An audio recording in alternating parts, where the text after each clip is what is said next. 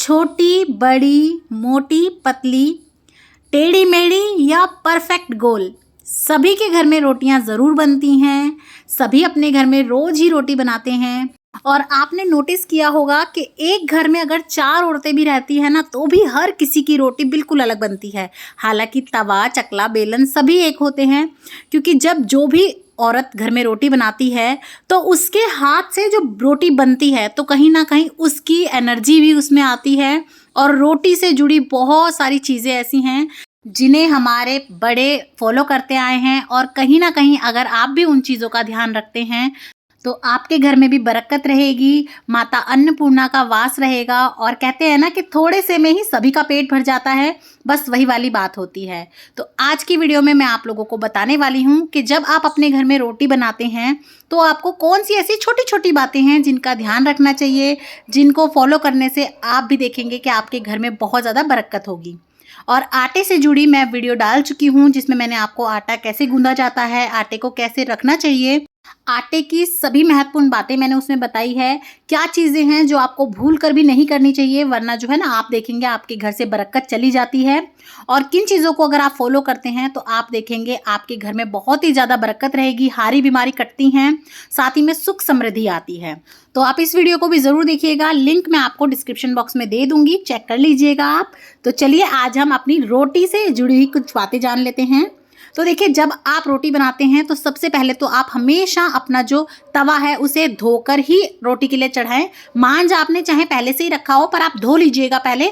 ऐसा कहते हैं कभी भी ना झूठे तवे पर हमें रोटी नहीं बनानी चाहिए। उसके बाद देखिए, जब आप रोटी बेल लेते हैं तो आपने अपने बड़ों को भी देखा होगा इस तरह से करते हुए। आपको अपनी रोटी को हाथ में लेके थोड़ा सा ना इस तरीके से झाड़ना होता है। देखिए इस तरह से। हमें कई बार लगता है कि ये क्यों करते हैं, लेकिन इसके पीछे भी रीज़न होता है। ऐसा कहते हैं हो सके उतना कम पलोथन यानी कि सूखा आटा होना चाहिए आपकी रोटी पे। जितना ज़्यादा पलोथन या सूखा आटा आपकी रोटी पे होता है, उतना ही ज़्यादा आपके जीवन में कर्ज बढ़ता है। तो आप जब भी रोटी को डालें तवे पे तो थोड़ा हाथ से इस तरह से झाड़ लें। तो आपने भी देखा होगा आपके घर में जब आपकी मम्मी या बड़े रोटी बनाते हैं, वो पहले बीच में एक बार झाड़ते हैं तभी तवे पे डालते हैं, डायरेक्ट नहीं डालते हैं। तो इसका भी रीज़न होता है। तो आप भी ध्यान रखें, जब आप रोटी बनाते हैं ना तो कम से कम पलोथन लगाएं आप, और इस तरह से आप हाथ से पलोथन को झाड़कर ही अपनी रोटी सेकें। और जब भी आप रोटी बनाते हैं तो आप हमेशा पहली रोटी गाय के लिए निकालें। सुबह जब आप बनाते हैं ताजी आटे की, बासी आटे से नहीं निकालते हैं, ताजी आटे की पहली रोटी हमेशा गाय के लिए होती है। और रोटी को आप अच्छे से सेकिएगा, कच्ची रोटी नहीं बनानी, अच्छे से सेकनी है जैसे नॉर्मल आप सेकते हैं। और उसके ऊपर आप थोड़ा सा इस तरह से घी लगा लें। घी लगाने के बाद आप इसमें कुछ दाने, या तो आप चीनी के डाल सकते हैं, गुड़ की डली रख सकते हैं, शक्कर रख सकते हैं, यानी कि आपको थोड़ा सा ना इसमें मीठा रखना होता है। तो देखिए, थोड़ा सा कुछ भी जो भी आपको मीठा मिले वो आप मीठा रखें। और उसके बाद आप ये रोटी गाय को खिलाएंगे। ऐसा माना जाता है अगर आप एक रोटी गौ माता के लिए निकालते हैं रोज, तो इस तरह से जो है आपका सभी भगवानों के लिए भोग निकल जाता है, गौ माता का भी आप पेट भर देते हैं। तो देखिए, इस तरह से आपका रोज एक दान हो जाता है। तो आप ये रोटी जो है गाय को खिला सकते हैं, गौशाला में दे के आ सकते हैं।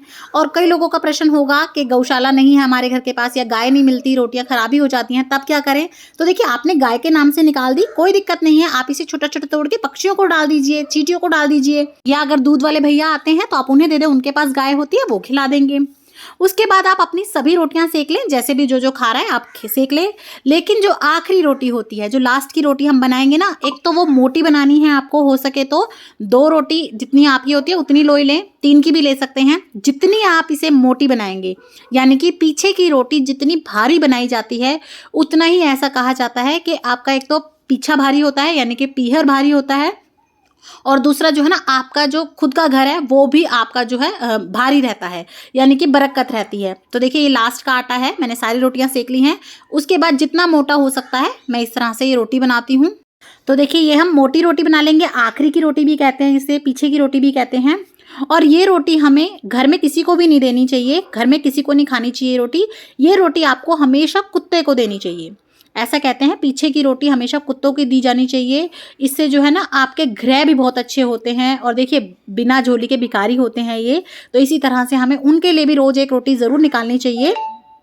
और ये रोटी घर में किसी को भी मत दें, बच्चों को तो भूल करके भी मत दें, और बड़ों को भी वैसे नहीं ही खानी चाहिए, क्योंकि ऐसा कहा जाता है कि ये जो रोटी खाता है ना पीछे की, उसकी बुद्धि पीछे हो जाती है, मोटी हो जाती है। तो इस रोटी को किसी घर में सदस्य को नहीं खाना है, कुत्तों को देना है। और हमेशा जब भी आप रोटी बना लेते हैं तो देखिए ये चकला बेलन जो है आप साथ की साथ हमेशा धो के रखें। और ये जो आपने देखा होगा ये पलोथन गिर जाता है, इसे हमेशा आप सकेरिए। इसको ऐसा कहते हैं, ये चक्रव्यूह होता है संकटों का। अगर इसके बीच में ऐसा कहते हैं कि लड़कियों का पैर आ जाए तो फ्यूचर में जो है उनको माँ बनने में भी प्रॉब्लम आती है। और अगर जैसे मान लीजिए ये पलोथन का जो आप चक्रव्यूह बना रहने देते हैं ना, तो ऐसा कहते हैं आप संकटों के चक्रव्यूह में हमेशा घिरे रहेंगे। तो आप इसे किसी कपड़े वगैरह से इकट्ठा कर दें, और आप ऐसे झड़का भी सकते हैं कहीं गमले में या मिट्टी में, या फिर अगर ज़्यादा है आपका, ज़्यादा खिंडता है तो आप इकट्ठा करके चींटियों को कुछ मीठा मिला के भी आप दे सकते हैं। उसके बाद देखिए ये जो चकला बेलन चिमटा और परात होती है, ये हमेशा आपको खुद ही धोनी चाहिए।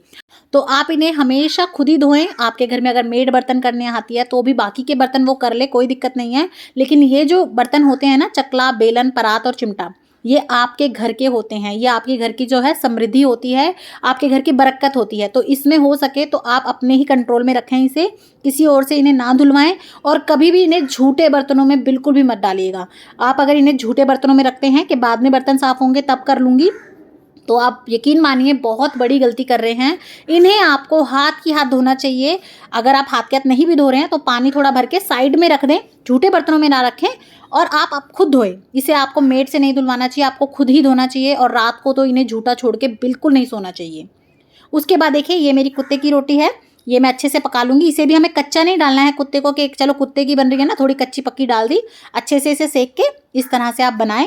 और आप चाहें तो इसके ऊपर सरसों का तेल लगा के शनिवार वाले दिन भी दे सकते हैं, नहीं तो आप इसे नॉर्मल इस तरह भी दे सकते हैं। चाहें तो इसमें थोड़ा गुड़ भी रख सकते हैं, क्योंकि मीठे के चक्कर में कुत्ते वगैरह जो है अच्छे से खा लेते हैं। तो देखिए ये मेरी कुत्ते की रोटी है। इसी तरह से मैं एक और बना लूँगी, क्योंकि मेरे घर में ही कुत्ता है तो मैं 2 रोटी डाल देती हूँ उसको इस तरह से। तो देखिए ये मैंने बना के तैयार कर ली है। और कई लोग क्या करते हैं, एक और बड़ी गलती करते हैं कि जब हम रोटी बनाते हैं, आपने भी देखा होगा, हम रोटी को गैस से उतारते हैं, हमें आदत होती है नेक्स्ट डालते हैं, नेक्स्ट सेकते हैं, तो इस बीच हमारा जो है तवा खाली होता रहता है। लेकिन जब हम आखिरी की रोटी सेकते हैं तो आपने देखा होगा, ये आखिरी की रोटी हम उठा लेंगे, तवे पे से सेक लेंगे, और क्योंकि आदत तो हमें पहले की पड़ी होती है और हमारा तवा जो है गैस पे खाली रह जाता है। तो देखिए हम क्या करते हैं, इस तरह से रोटी को सेकते हैं और उस रोटी को हम अपने कैसरोल में रख देते हैं या प्लेट में रख देते हैं, और देखिए हमारा तवा खाली हो गया। रोटियां सिकती रहती हैं तो इस पर रोटी आ जाती है, लेकिन लास्ट की रोटी के समय पर ये खाली रह जाता है। और सबसे बड़ी गलती हम क्या करते हैं, चलती गैस पे से खाली तवा उतारते हैं, जो कि बहुत ज़्यादा गलत है। इससे आपके भरे भराए भंडार भी खाली हो जाते हैं, ऐसा बोलते हैं।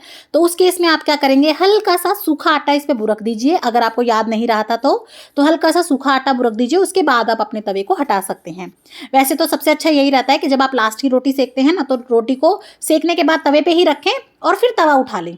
तो इससे जो है आपकी जो है तवा खाली उतरती नहीं है। तो इस तरह से आप तवा उतारिएगा।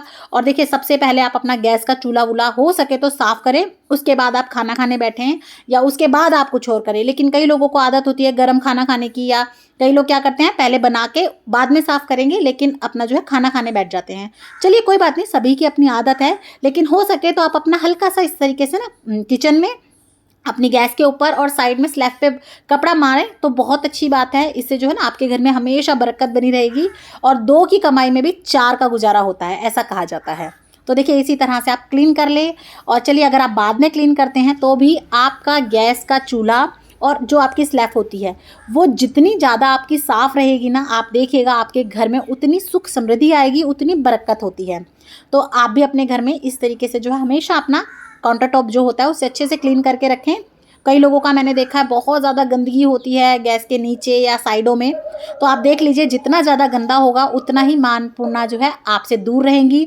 और माँ अन्नपूर्णा अगर आपके घर में, आपकी किचन में नहीं है, तो यकीन मानिए कितनी भी धन दौलत कमा लाएं आपके पति, कितना भी आपके घर में धन आ जाए, रुकेगा नहीं, टिकेगा नहीं, घर में बरकत बिल्कुल नहीं रहेगी। तो इसी तरह से देखिए अच्छे से आप अपनी रसोई को, किचन को क्लीन करें, ताकि माँ अन्नपूर्णा का आपके सिर पे जो है हाथ रहे, आपके घर में बरकत रहे। तो आपको ये वीडियो कैसी लगी मुझे कमेंट करके ज़रूर बताइएगा। और अगर वीडियो पसंद आई हो, चैनल अच्छा लगे तो लाइक शेयर सब्सक्राइब ज़रूर कर दीजिएगा, ज़्यादा से ज़्यादा शेयर कीजिएगा ताकि किसी के काम आ सके। और कमेंट बॉक्स में जय सिया राम लिखना ना भूलें। जय सिया राम।